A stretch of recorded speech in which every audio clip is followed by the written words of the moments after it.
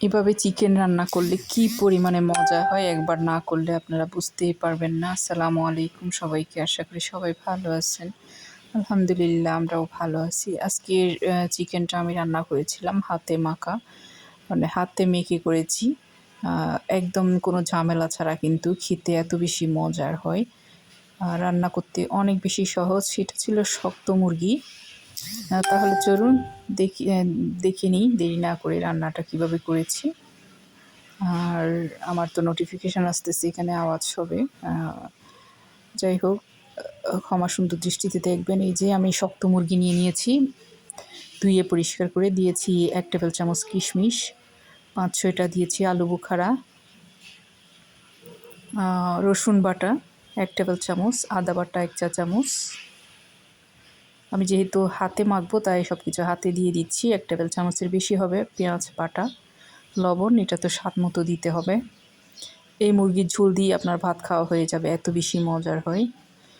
আর এখানে হলুদের গুঁড়া দিয়েছি 1/2 চা চামচ, মরিচ দিয়েছি প্রায় 1 টেবিল চামচের মতো, উঁচা করে দিলাম। দেখলেন, গরম মশলা 1 টেবিল চামচ। আমার এখানে সব রকমের মশলা যেহেতু মিক্স করা আছে, আমি এক্সট্রা করে কোনো মশলা দেব না। টমেটো দিয়েছি একটা কুচি করে, আর পেঁয়াজ কুচি দিয়েছি আরও প্রায় 2 টেবিল চামচের মতো। টক দই দিয়ে দিব এখানে আমি 2 টেবিল চামচের মতো। আর অনেকে তেজপাতা, দারচিনি, এলাচি, লং অনেক কিছু দেন এক্সট্রা করে, আসলে এগুলো দরকার নেই। আমার মশলাতে সব কিছু অ্যাড করা আছে।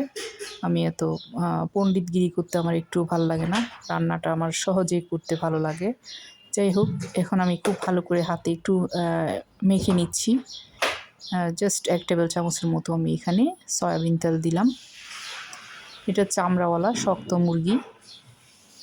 যাই হোক, যে কোনো মুরগি দিয়ে করতে পারবেন। খুব ভালো করে একটু মেখে নিলাম।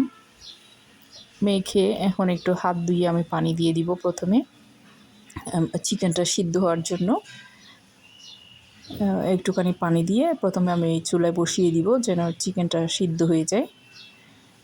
আর একটু সিদ্ধ হয়ে মোটামুটি পানি মানে কষানোর জন্য, বিশেষ করে কষিয়ে যাতে পানিটা একদম শুকিয়ে যায়। এরপরে আমি আবার ঝোলের পানি দেব। এখন আমি এটা চুলায় বসিয়ে দিলাম। এই যে কিছু সময় পর আমি একটু নেড়ে চেড়ে দিচ্ছি। এই পানিটা সিদ্ধ হয়ে শুকিয়ে যাওয়া পর্যন্ত রান্না করে নিলাম। এই যে দেখেন, শুকিয়ে গিয়েছে কিন্তু পানিটা। এখন আমি ঝোলের পানি দিব। ঝোলের জন্য আমি এখানে গরম পানি দিয়েছি, সেদ্ধ পানি। এখন ঝোলের পানি দিয়ে আবার রান্না করে আমি মোটামুটি এটা সিদ্ধ হওয়া পর্যন্ত অপেক্ষা করব।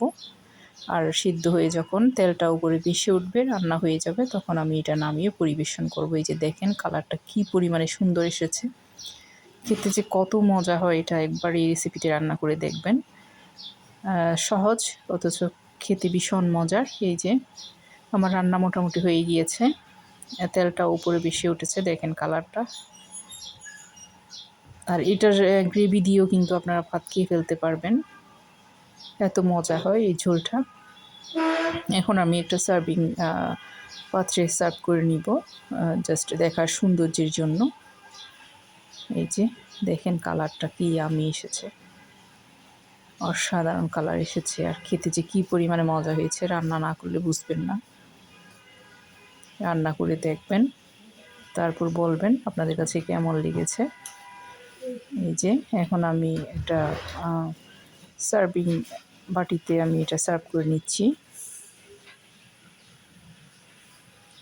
এই যে দেখেন দেখতে কতটা সুন্দর হয়েছে।